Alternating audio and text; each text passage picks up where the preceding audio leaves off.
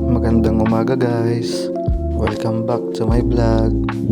Kung bago ka pa lang sa channel ko, hi, ako nga pala si Chris. At for today's video, ipapakita ko sa inyo ang aking morning routine. Usually, gumigising ako ng bandang alas 6 ng umaga. Medyo mahirap bumangon minsan, pero kailangan para maging productive ang buong araw mo. Next, diretso tayo sa banyo. Hilamos muna para fresh, then ligo after.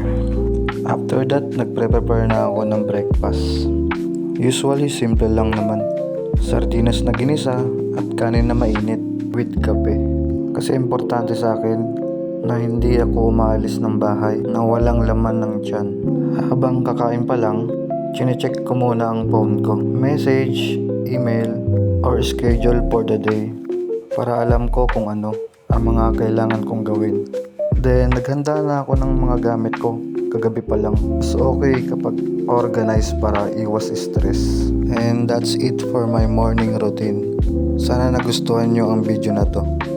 Kung nag-enjoy kayo, don't forget and like, comment, and subscribe.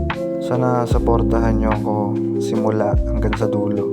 Walang iwanan kumbaga.